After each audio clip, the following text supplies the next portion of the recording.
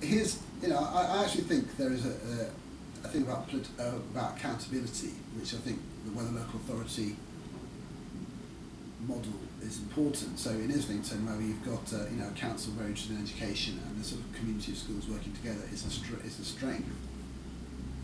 But actually, having been an academy, the level of freedom you have in terms of finance and feeling much more acutely accountable to the local parents, I actually think that was better model. Well, yeah, I sort of. But did you have a weaker local authority there? I don't know much about. Well, it's too big. So Essex was too big yeah. to have this local thing here. But here's a for instance. So this is something where we're going to be changing this hopefully. And we had a meeting this week at the local authority where all the head teachers from Islington are in a room, and we had lined up 10. I think it was 10 presentations from.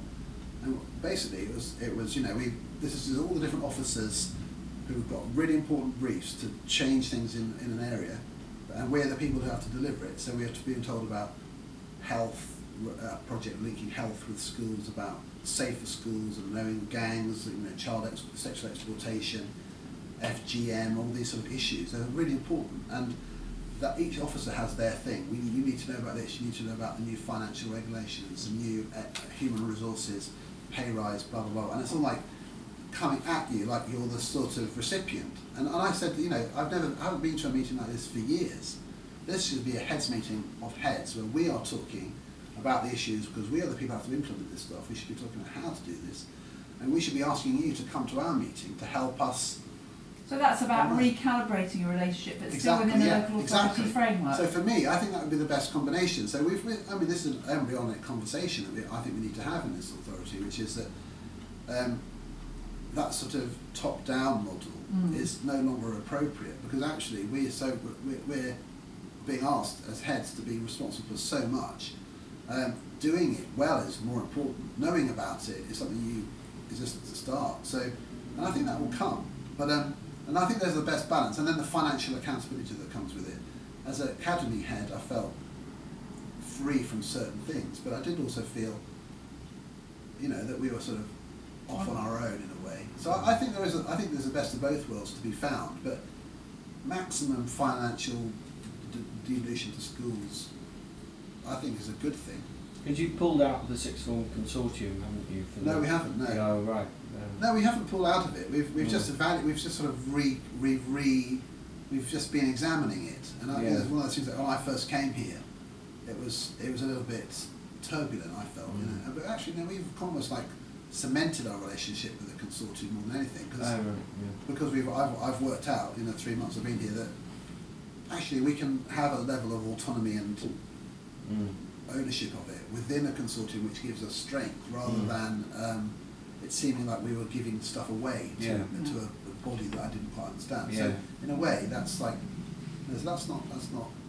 We work, and actually some of the schools. I mean, Central Foundation for Boys, for example, is one of the consortium schools down at Old Street. Is a sensation. I mean, what they've done there in terms of their outcomes is unbelievable. So there's a lot to learn. There's a lot to learn, yes. So that's another advantage, isn't it, of federation of whatever kind? Yeah, that's true.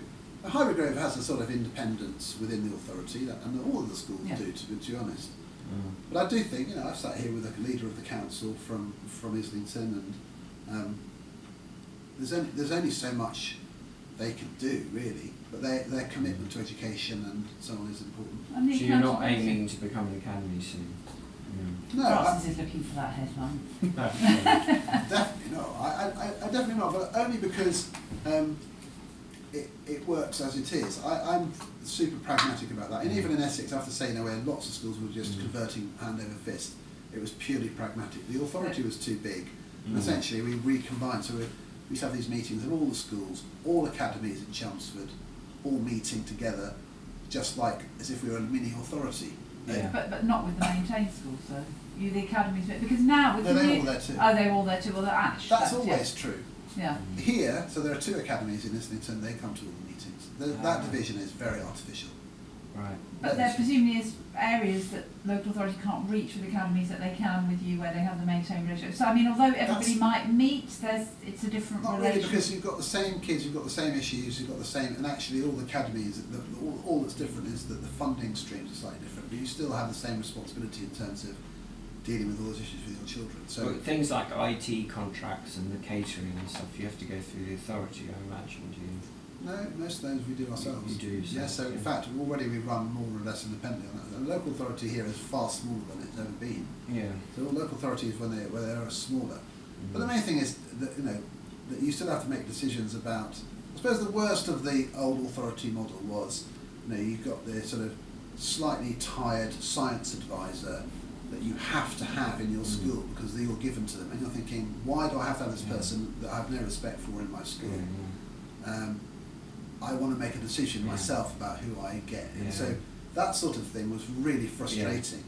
Quite a while ago. And you don't have to do that. And that's gone now. That's pretty much gone. And isn't there a slight, it always feels to me, just as an outside observer, that there's a reinvention of the wheel. That was one of the criticisms, as well as the overweening local authority, whereas actually it seems to me that those really tightly run academy chains are far more overweening than any local authority ever was. Possibly. But there's lots of things in education where instead of making something better, it's kind of axed and then rebuilt. Yeah. And it's sort of, it sucks giant amounts of energy. So academy conversion, the biggest problem with it was not so much what you ended up with, was getting there. It was immensely time consuming and a total waste of energy. It would have easily to say, let's just give schools within a local authority model more freedom, slightly, some, and to finance in a different way. That's all it took, and that was totally unnecessary in my view. It's been one of the wastes of the last 4 years. I agree with that. But look, it's Friday night. Yeah. You're ahead of school. You've got to go home and write your blog. And so can I say Say hello to my family. Yes, well, we didn't even get on to family friendly. But look, Tom, thank you very, very much.